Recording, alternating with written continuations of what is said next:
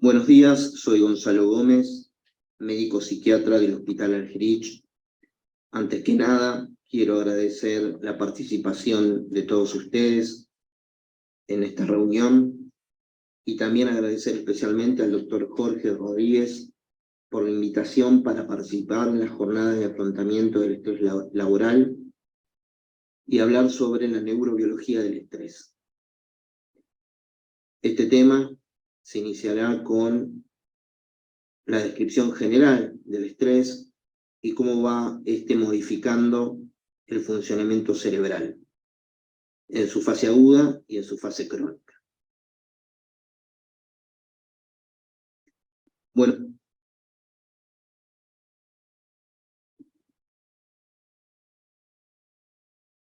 actualmente existe gran cantidad de información relacionada con el estrés y sus efectos. Por eso nos enfocaremos principalmente en el efecto de las hormonas del estrés en diversas áreas cerebrales, como lo son las estructuras límbicas y en el eje hipotálamo-hipófisis-adrenal. También veremos cómo el estrés repetitivo lleva modificaciones en dichas áreas por el efecto de las hormonas en sus dos tipos de receptores nucleares, alterando la actividad basal de la amígdala, del hipocampo y de la corteza prefrontal medial, que conllevan al aumento, a su vez, de la función del eje hipotálamo-hipófisis-adrenal, con la consecuente alteración de las funciones cognitivas como la memoria. El estrés ha sido fuente de estudio en el campo neurocientífico desde hace más de 20 años. En su abordaje se realizan aproximaciones con el fin de comprender los efectos sobre diferentes sistemas, sobre todo el sistema nervioso. El estrés es definido como un estado de alteración homeostática que genera en el organismo una respuesta con el fin de mantener dicha homeostasis.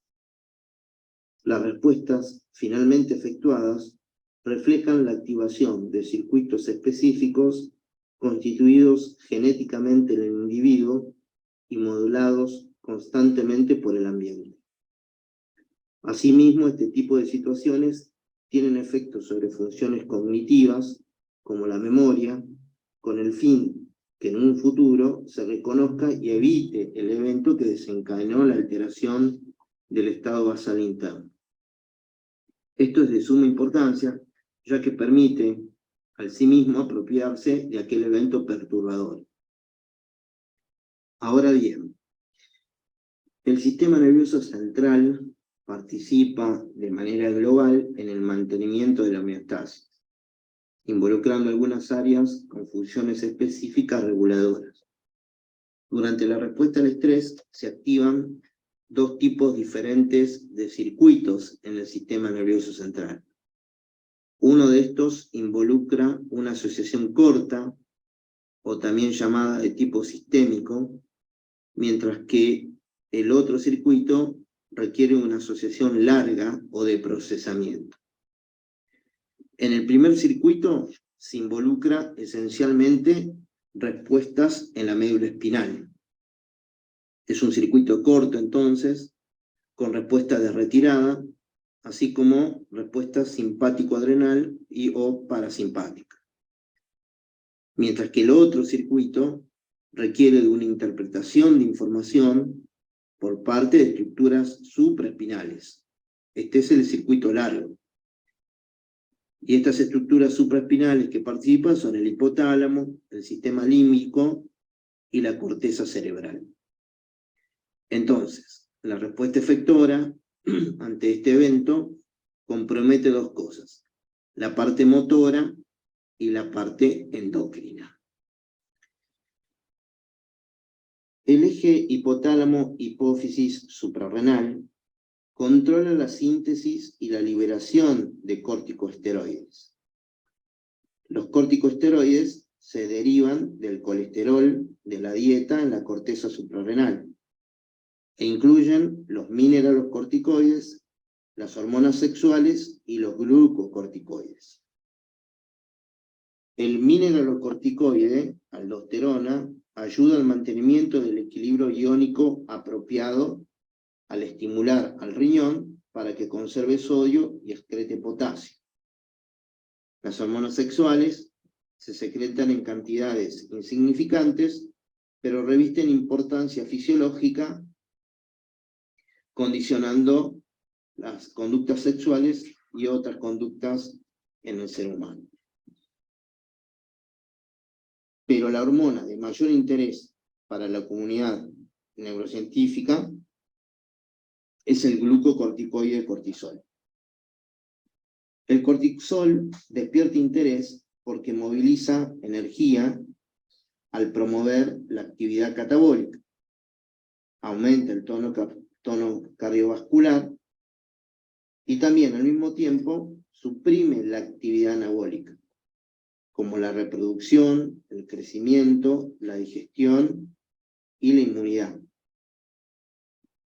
La liberación de cortisol varía en el transcurso del día. La secreción es máxima durante las primeras horas de la mañana para preparar con eficacia al cerebro y el cuerpo para los rigores del día. La secreción de la corteza suprarrenal está controlada por el hipotálamo. El hipotálamo, con aferencias provenientes de la corteza y retroalimentación por medio de la sangre, sintetiza y libera hormona liberadora de corticotropina, CRH, hacia la circulación portal de la hipófisis, que a su vez estimula la liberación de la hormona ACTH a partir de la hipófisis anterior. Las aferencias hacia el hipotálamo desde la corteza incluyen señales inhibidoras provenientes del hipocampo y señales activadoras provenientes de la amígdala. En otras palabras, un hipocampo saludable disminuye la actividad del eje hipotálamo-hipófisis suprarrenal, mientras que una amígdala activa aumenta la actividad de ese eje.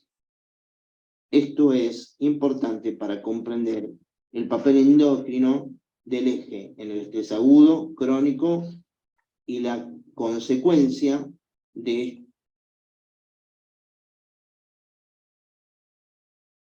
esto trasladado en el tiempo, futura depresión o ansiedad. La ACTH se libera hacia la circulación sistémica desde la hipófisis anterior. La ACTH estimula la liberación de cortisol desde la corteza suprarrenal. Esto tiene diversos efectos fisiológicos, entre ellos los cambios que se producen en el sistema nervioso central.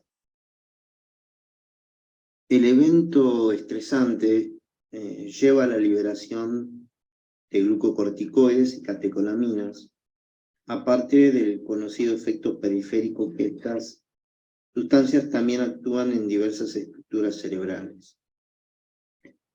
Un episodio corto de estrés resulta o termina en la liberación de monoaminas, principalmente noradrenalina y glucocorticoides, ejerciendo su función genómica aproximadamente en 1 hora, dependiendo de la cantidad liberada, permitiéndole al sujeto una respuesta eficaz frente al evento estresante. También se ha observado cómo los glucocorticoides, bajo este tipo de eventos, tienen efectos sobre la memoria. Por ejemplo, en el laberinto de Morris se ha descrito cómo los glucocorticoides facilitan los mecanismos neurales que median el almacenamiento de información. En el hipocampo, el efecto temprano de los glucocorticoides produce el aumento en la frecuencia de las corrientes postsinápticas miniatura e incrementa las vesículas que contienen glutamato.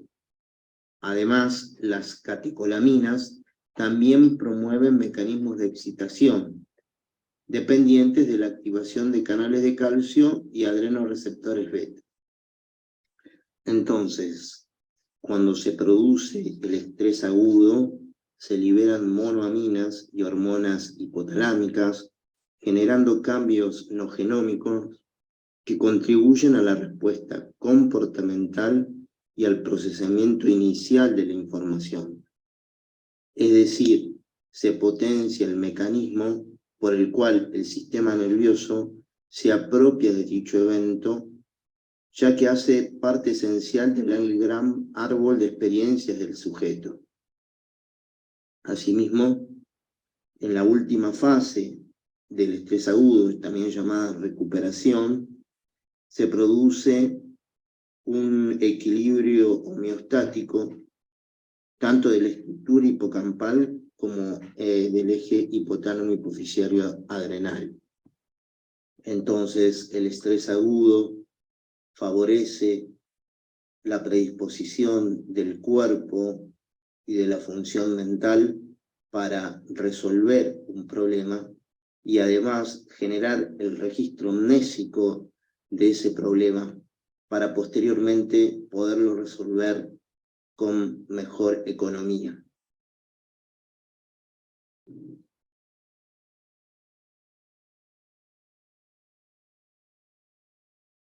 Bien, pasamos al estrés crónico. En su libro ¿Por qué las cebras no tienen úlceras?, Sapolsky usa un inteligente ejemplo para ilustrar la diferencia entre el estrés físico agudo, que ya hablamos, que experimenta una cebra cuando huye de un león, y el estrés fisiológico crónico que muchas personas experimentan en las sociedades actuales. La respuesta aguda es el equivalente biológico de movilizar tropas para manejar una amenaza percibida. La activación simpática por el sistema nervioso autónomo y la liberación de cortisol ponen al cuerpo y al cerebro en una orientación de alerta de lucha o huida.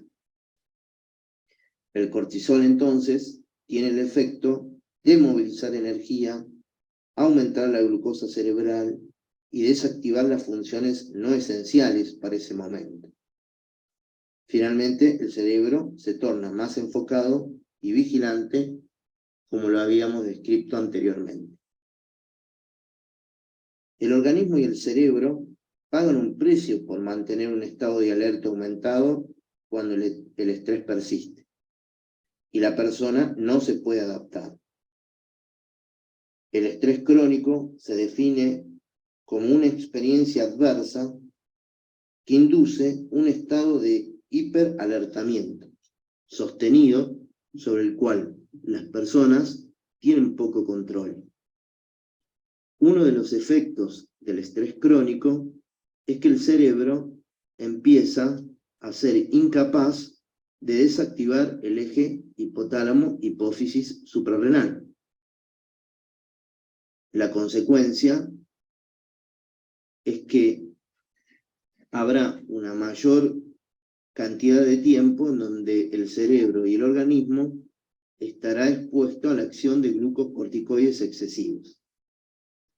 Las consecuencias patológicas de la actividad simpática y de la activación del eje aumentadas son hipertensión, formación de placa aterosclerótica, diabetes, úlceras y función inmunitaria alterada.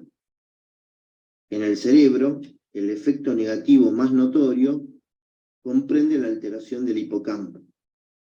El hipocampo es una estructura con abundantes receptores de glucocorticoides y fibras aferentes hacia el hipotálamo. El hipocampo es bien conocido por su papel en la memoria y de hecho se ha mostrado que el exceso de glucocorticoides tiene efectos lesivos sobre el hipocampo. Altera el desempeño de la memoria, altera la potenciación a largo plazo, induce atrofia de dendritas hipocámpicas y disminuye el volumen del hipocampo. También la neurogénesis. Estos cambios cognitivos aparecen además por una amígdala hiperactiva. La amígdala, bien conocida por su implicación en la ansiedad, es estimulada por los glucocorticoides, lo cual, a su vez, potencia el hipocampo.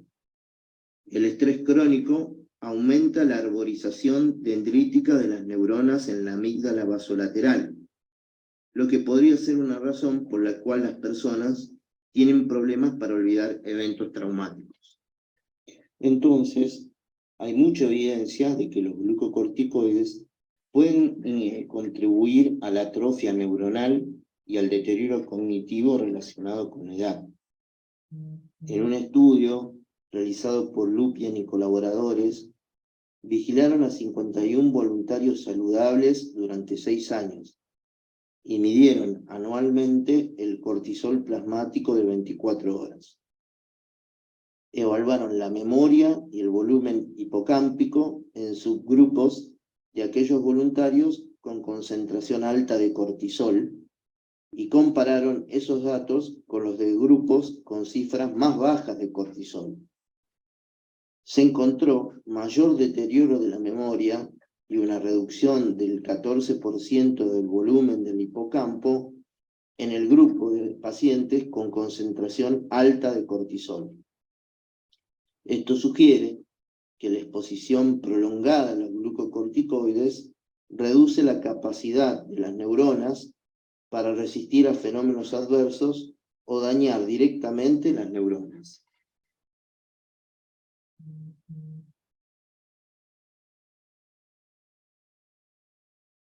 Las correlaciones posteriores de las alteraciones del eje, luego de estrés crónico, deriva en situaciones como el burnout, depresión y ansiedad. Un grupo de investigación en los Países Bajos analizó el número de receptores glucocorticoides antes del despliegue militar y después evaluó síntomas psiquiátricos al regreso del combate. Se encontró números más grandes de receptores glucocorticoides antes del despliegue de la tropa a la situación de combate en aquellos soldados que presentaron posteriormente depresión y trastornos de estrés postraumático.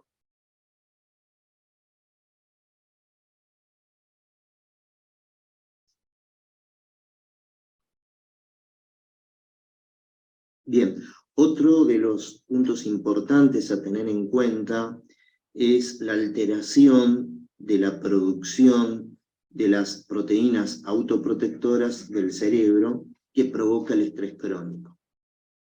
Una de estas proteínas principales es la BDNF o el factor de protección neurotrófico del cerebro.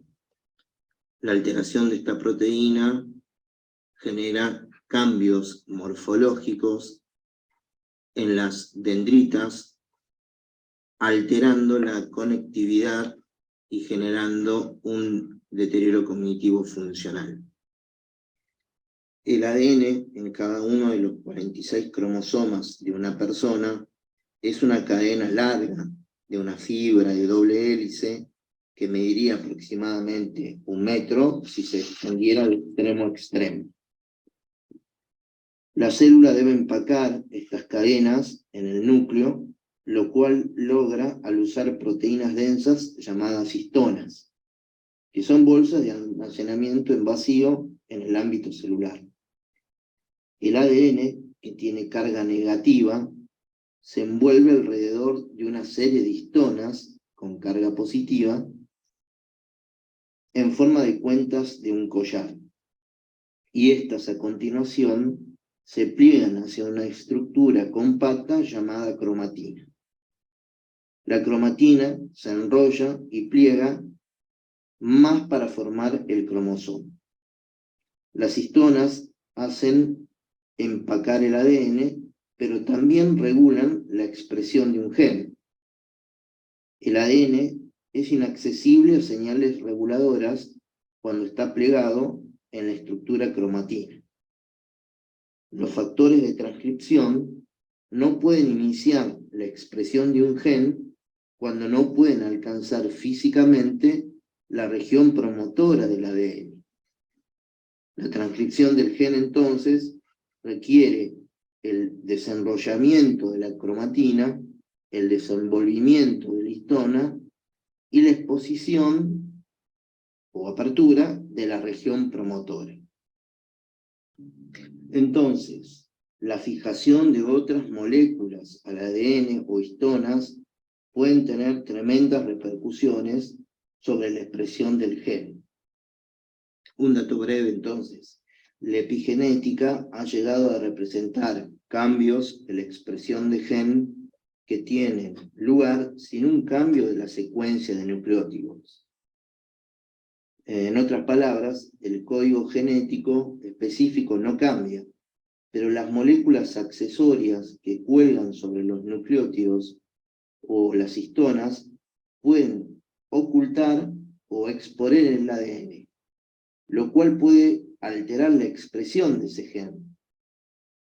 En particular, la adición de grupos metilo o acetilo al ADN o a las proteínas histona puede alterar el acceso a la región promotora del gen.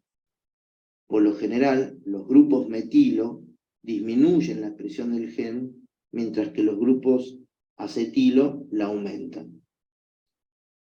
La metilación del ADN es la alteración epigenética que se entiende mejor.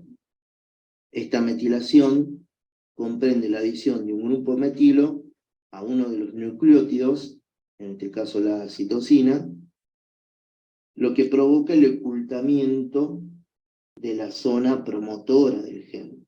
No hay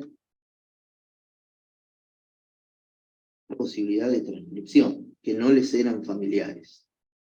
Reacción similar que se observa en personas con trastorno por estrés postraumático o con depresión. El ARN mensajero que codifica para BDNF se analizó en los ratones derrotados y en ratones testigos comparables. Como se esperaba, el ARN mensajero estuvo muy reducido en los ratones derrotados.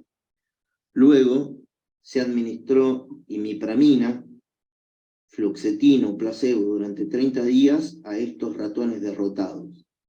Los antidepresivos no solo revirtieron la conducta evitativa, sino que también devolvieron a cifras casi normales el ARN mensajero que codifica para BDNF. Con base en estos resultados, los investigadores especularon que el estrés crónico, el estrés postraumático o la depresión debe afectar al ADN o debe estar afectado previamente antes de la aparición de la enfermedad.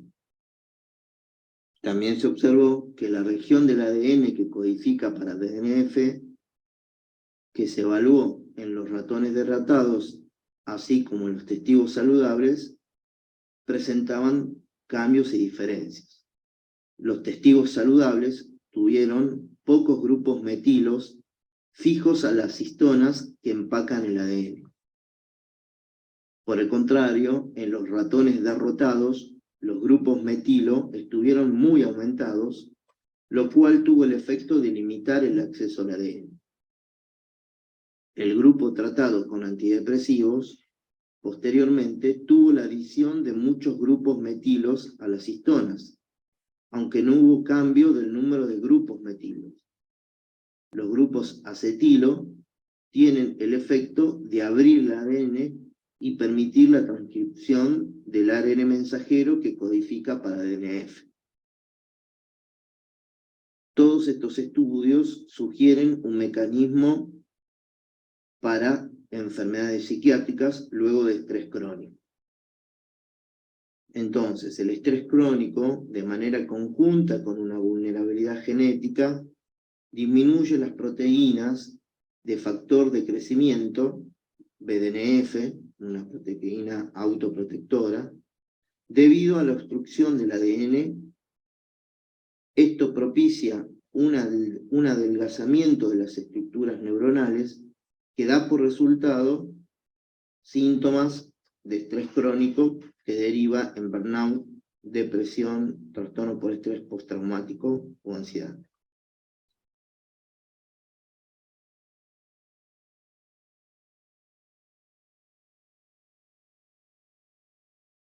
Para ir terminando, vamos a hablar de la disfunción inmunitaria inducida por estrés. El estrés afecta al sistema nervioso central, lo que a su vez altera las señales enviadas al cuerpo por medio del sistema endocrino y el sistema nervioso autónomo.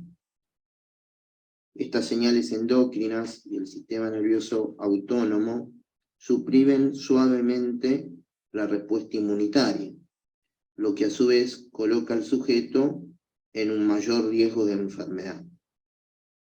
Esta conexión entre el estrés y la curación inadecuada se muestra en varios estudios. Uno de los más importantes quizás es el estudio Whitehall. Este estudio epidemiológico es uno de los trabajos más importantes que ofrecen evidencia sobre la relación entre el sistema inmunitario y el estrés. En este estudio se vigiló a casi 20.000 empleados públicos británicos durante 25 años y se correlacionó la jerarquía de empleo con la salud.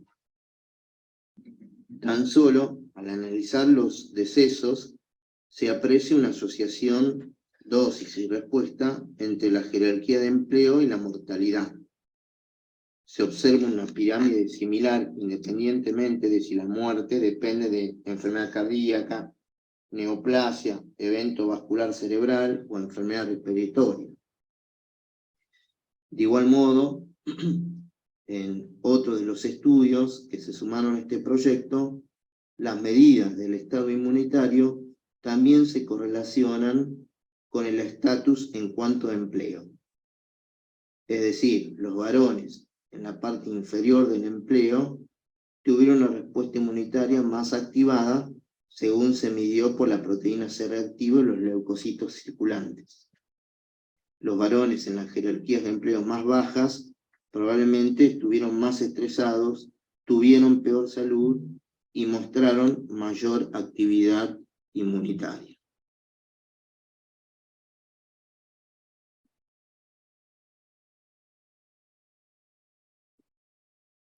Bueno, les agradezco haber compartido conmigo este encuentro. Muchas gracias por su atención.